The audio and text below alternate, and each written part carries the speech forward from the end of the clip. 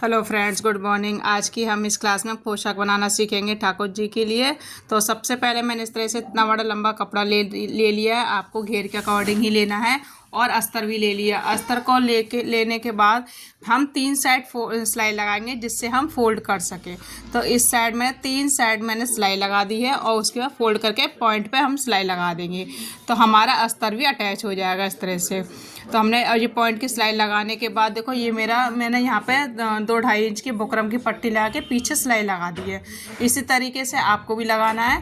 ऊपर से अब मैं लेस लगा रही हूँ। तो ये मैंने लेस ले ली है। तो यहाँ से मैं सीधी सीधी लेस लगा लूँगी नीचे घेर के लिए। ध्यान रखना, नीचे अगर घेर के लिए अस्तर हम जो लेस लगाते हैं वो थोड़ा सा लेस वैसी होनी चाहिए, लटक नहीं हो तो सुंदर लगती है पोशाक।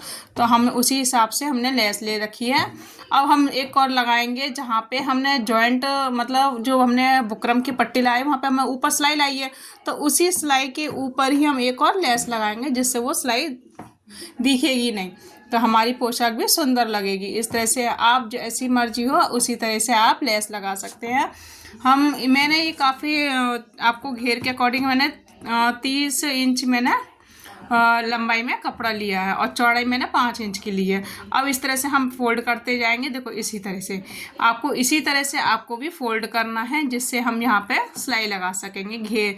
तो इससे चुन्नट बहुत छोटी छोटी भरनी है। ध्यान रखना, चुन्नट हमें आपको छोटी छोटी लेनी है और पूरा एक ही बार में लेने, क्योंकि हमें जो कमर की गोलाई है ना वो ज़्यादा नहीं रखनी होती है। हमारे ठाकुर जी की जो कमर की गोलाई बहुत छोटी होती है, इसलिए हमने इकट्ठी सारी चुन्नट लगा के इस तरह से हाथ को प्रेस करके यहाँ पे हम सिलाई लगा लेंगे इस तरह से, यहाँ से लेकर यहाँ तक। तो इसी तरह से देखो मैंने सिलाई लगा दी है। तो ये देखो मेरा घेर रेडी हो गया है।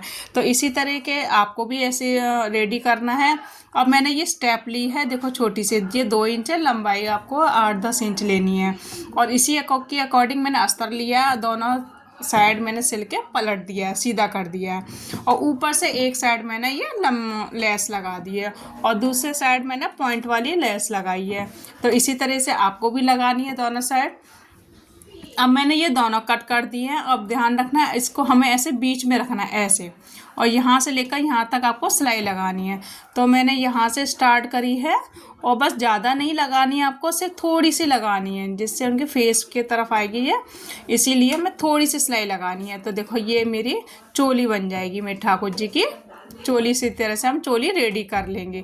तो देखो मैं इसको अटैच करके आपको दिखा दे रही हूँ एक बार।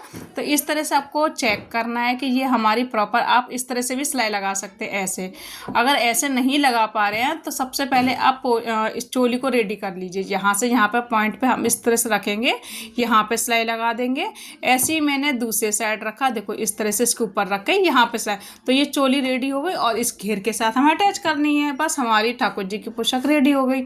तो फ्रेंड्स, नए हो तो सब्सक्राइब करना ना भूलें और वीडियो पसंद आई तो लाइक करना। Thank you.